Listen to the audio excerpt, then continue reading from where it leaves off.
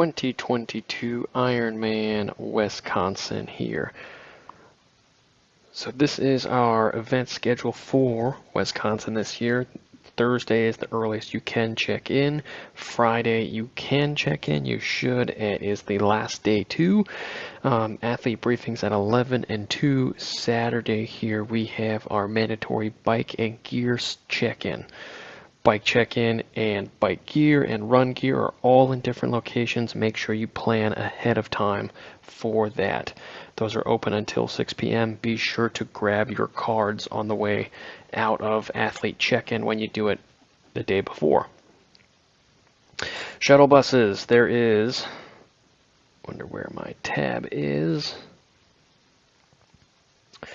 Shuttle service. You can see here it is not free. $8 cash or credit card parking fee. So you will have to pay a little bit up front. It is complimentary afterwards.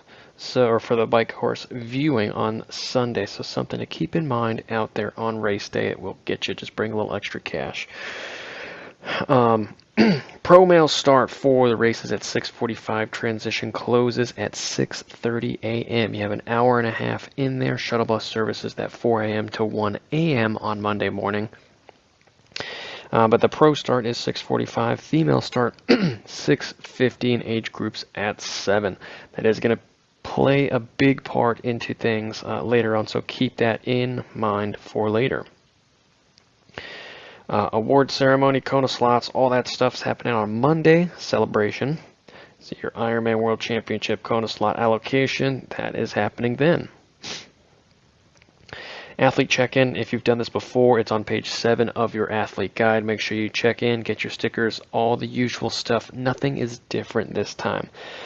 Pre-race info. You can swim in the swim area, but there is no lifeguard, so make sure you are checking that yourself. Mandatory athlete briefing, just in case things do change. If you are a professional, you will have your own pro meeting. Make sure you ask all the questions you need to ask. Gear bags, white, blue, red, orange, and black. Pretty standard at this point. If you want more info, page 10. Race day info. Aid stations out here. On the bike, we're going to have water, Gatorade, the gels, bars, and bananas. On the run, it's pretty similar at this point of the year. It's all been pretty standard throughout the race season, and body marking, you will not need to body mark for this race, which is pretty cool. Transition does open at 5 a.m. on race morning.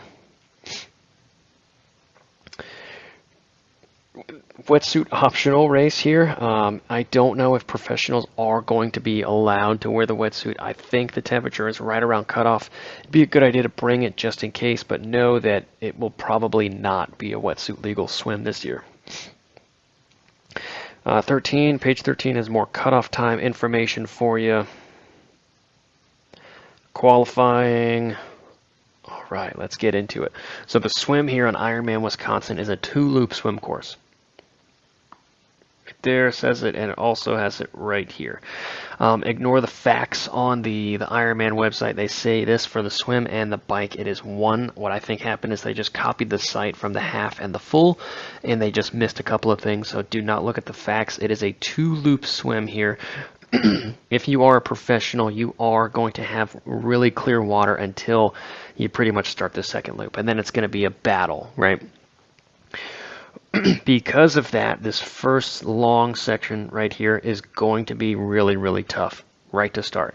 It is what it is, and then this first turn is going to be a mega battle right there. You want to be in the front third of this turn because the groups will be forming up until this point, and this turn is the first real opportunity for those groups to form and you to miss the group that you want to be in. So you really want to push the pace probably until this turn right through here, and probably even more so past that for the first sighting buoy. If you are successful in that, you will be in the group that you want to be. You'll probably be up near the front, and you can judge any selections that you want to hit, right? Things will become increasingly more selected as this first little route goes by, this first straight right here. As you make this second turn out on course, you will likely have the group that you will be in for the remainder of the first loop on course. Turns will remain tricky, and they will remain a place where athletes can leapfrog others very easily. So if you are the athlete that is getting leapfrogged, you need to get back into your groove ASAP, because that group will go away from you and you'll be swimming in no man's land, which you do not want to do on this course. As you come in further towards this turn right here, this line is drawn so that you can have a better visual of that finish. You won't be going that close to the shore, but it will be closer than you want to go. Leaders of this race, or the professionals, when you do make this turn for the second loop right here, you will probably be already hitting athletes right through there. And if not, by the time you get to this first turn buoy right through here, you'll be running up against the back end of the field right through here. Because of this, you need to be aware of what the group is doing. If they are splitting up, then find someone and stick with that someone. What is common out on this course is that you arrive at this spot right here, and this whole long section just turns into your own swim. But the successful swim athletes on this course, once they arrive at this turn right here, you're going to need to stay with that group. And if you do have to do a little bit of work for your group, that's fine. Just make sure you're not doing the lion's share for this whole duration, because it's only going to get worse as you get closer to the finish line. You're just going to run up on more and more and more people. So stick with your group, and it won't be a super technical swim here. The bike. So let me pull up the bike a little bit differently. Right, this is the Ironman Wisconsin course right through here. You can see 3,700 feet of elevation gain. You can also see that in times, here I'll zoom in for the first 30 miles so we get a better sense of what things are happening right here. These hills right through here, we have about a 2% gradient right here. Where it kicks up, you have about a 3.5%. Inversely over here, these hills look scarier, but they are all under 3%. And then once you get to these areas over here, again, you pop up to that 3.5%, 4% right through there. And that's for the first 30 miles, right? That's where those hills look really, really scary. And the really scary ones don't come until later, right through this section of road right through here. This is very chunky, right? Once you do hit that 5% gradient, it's going to be a sizable effort for you to stay with your group. So it's going to come again and again and again. And at Wisconsin, it's not these big hills that set you up for failure. It's all the choppy, smaller ones that are scattered throughout, and the big ones just pop you, right? So a lot of people don't pay attention on these smaller I'm going to call them rollers. A lot of people don't pay attention on those, and they keep spiking the power, and they keep skying it up and up and up and up. If you're staying with your group, there is some merit to that. You're going to save a little bit of effort later on, right? So you have to weigh the pros and the cons of that effort to stay with your group. If you're routinely getting thrown out the back of your group and you have to work on the downhills to get back to it, you probably are in the wrong group. It shouldn't be a super, super difficult battle to stay with it. It's going to be hard, but if it is overcoming an impossible task to get to your groups, that's probably the wrong thing to be doing. Looking at it a different way here, we have best bike split power here. We're going to switch over, and you can see that the power is pretty chunky, but for the most part on a rolling course like this, it is pretty consistent when you break it down. First loop here, we'll zoom in, and you can see there's a lot of sections right here, 38.8 over there, so that's 2 miles almost. So all of these are just 2-mile chunks, chunk. So you can hold power here very consistently.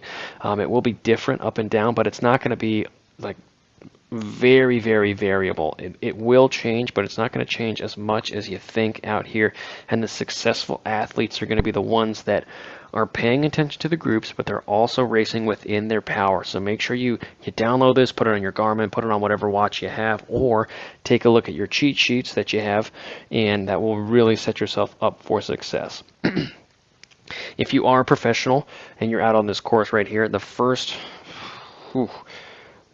probably 30 miles are going to go by really, really fast, and even the first 40, right? Because the wind, as typical here, is going to be coming from the southeast and throwing you out for that course. You know, this first little section right through here, let's call it mile right through here. So this first 7.5 mile section of course right here, it's going to be fast just because you're staying with groups. They're establishing themselves, and you know, people really want to start to be where they want, or they're going to catch up or whatever, and the power and the effort level is high, just like on the swim for these first couple of miles.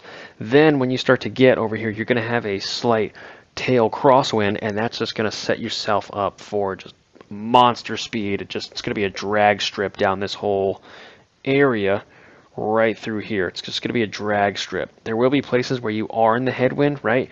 And this course does suck you in, right? Because the wind will be coming from the southeast direction, pushing up to that northwest. So you will also have another cross tailwind in this section right through here, but it will start to turn into a bit of a headwind out here. And when you do make this turn, that's where things light up. And this is a course that does set a lot of people up for failure, because that first drag strip that we had from the wind, right, you want to go faster. You're putting your targeted power out, and you're going like 33 miles an hour, right?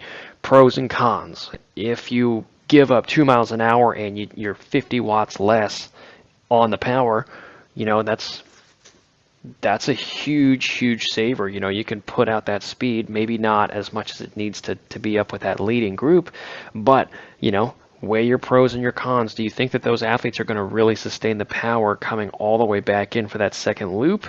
Or do you think things are going to die off, especially on that second loop? Because if you can just keep them in your sights throughout this whole loop right here, and once you get around the second time, start to catch up and carve through those groups all the way back into town, that might be a little bit more beneficial, but that's just going to be something that you're going to have to watch on race day. You know, it is a course where you can kind of lose the people in front of you in some places, and it will look like they're a lot further away, but they are not. They are not that far away usually. And believe it or not, that is the bike course. You know, I mean, I wouldn't overthink it. I would be really prioritizing hydration, nutrition, all of that stuff on the bike. Moving on to the run. You know, the run, we have about 640 feet of elevation gain here, and a lot of times it's the elements and some of these other gradual rollers here that get people in trouble. So if we zoom in here on a scary one, you can see here that the elevation gain is about 4, maybe at the very peak 5% running through the park right there. If we reset that zoom, coming out of it, there's a lot of other places out here where it is just flat, right? So those big rollers, again, you're going to have to weigh your pros and your cons. I would argue just to give up some speed, give up some power there, and save your legs for later on. Because if you don't, and you try to chase some of these people down on some of these hills right here, I mean, this is no throwaway hill at all. You know, this is the hills that we start talking about climbing for serious riders on the bike. So you are going to be feeling it. This is not the worst place in the world to walk. You know, if you do walk up here, you're going to be saving some time rather than walking down the hill. You know, if you do have a preference or the capability to run down hills, do it, because that will give up less time overall, right? Some of the flatter sections over here, people always say that it's a really tough course, especially these flat sections, and that's because they have totally exploded flying up the hill, flying down the downhill, right? You're going so slow, you just want to go fast, and you forget about your form, especially later on, right? Major course for you to forget form, and then once you get on these flatter sections, you just have no speed, right? Because you just blew up the quads, and then you went downhill, landed really far in front of you, blew up the quads again, and then when you get on those flat sections, you feel terrible. And that is not uncommon at all on this course. Something else to keep in mind there is the weather, okay? Weather can be cold, it can be hot, it can be windy. It is a mixed bag. On the bike, you are going to have those swirling winds. Just because it's coming from that southeast doesn't mean it's always going to be pushing up that way. It will swirl out here, and it will go in different directions of swirl. So keep that in mind. On the run, same thing. You're going to get a lot of breeze coming off the water right through here. So it's not uncommon for athletes to kind of feel that that wind. It can start to get to you a little bit. If it is a really windy day, you need to be mindful of what you're taking in. It is a course where athletes forget to fuel, forget to put salt or hydration or calories or anything into their body, and this wind, right, only exacerbates that, because it will dry your clothes. You will forget what you're doing. Like, oh, I'm not sweating that much. I'm sweating, but I'm not sweating that much, and that is a major pitfall of this course as well on the run. If you are professional or an age grouper, I would strongly encourage you to run your race up until about this hill right here at mile 18. That is a typical launching pad for athletes, or a typical selection hill for athletes. If there's a couple of close groups, this is typically where the major pop happens for some of those people, or even earlier. If you're feeling great, I normally never say this, but if you're feeling great, mile 12, that could be an area where you do start to pick up the pace a little bit and start to have or treat some of these hills as higher effort levels, because it is a 2-loop course, so you can make note of the power outputs that you're putting out over those first loops, especially on the uphills and on the flats. Don't forget about the flats. I'll talk about that in a minute. But when you do this on the second loop, see if you can maintain those power outputs that you were going up the hill with on the first time. And if you had some of those hydrational or nutritional issues, GI distresses on the first 6 miles of your run, try to beat those power outputs that you were putting out, or time outputs, or whatever it is, right? But just stay consistent out there, and that really comes with the flat sections as well. Everyone always tries to target these hills, right? But don't forget to target some of these flatter sections as well. Take a mental note. What was my power output when I was just going up away from the course right through this little section right here? What was it? Just keep it in the back of your mind. Take one of the volunteers' Sharpie markers and write it on your arm or something, anything, right? Keep a mental note. And the next time you go through it, look at some of those numbers and say, okay, am I realistically hitting that? Or do I need to pull back by 20 watts, or let's call it 10 seconds per mile, per kilometer, whatever, and really listening to yourself on this course, pulling back in certain situations where you say, hey, this just is not realistic for 13 more miles. That's okay. Figure out what's going on. At this point, it's not your fitness, so it must be something else. Is it hydration? Is it your nutrition? How many calories have you had in the last 2 or 3 hours? How much salt? Are you cramping up? All of these things play huge, huge factors. So the faster you can turn that switch on and start the process of fixing it, the faster you will be able to correct that issue and then get on down the road. So that is Ironman Wisconsin in a super tight nutshell. If you are racing here, I'll be talking to you more specifically about your race and specific things that you need to take care of and watch out for on race day. If you have any questions, please, please, please give me a call, email me, text me.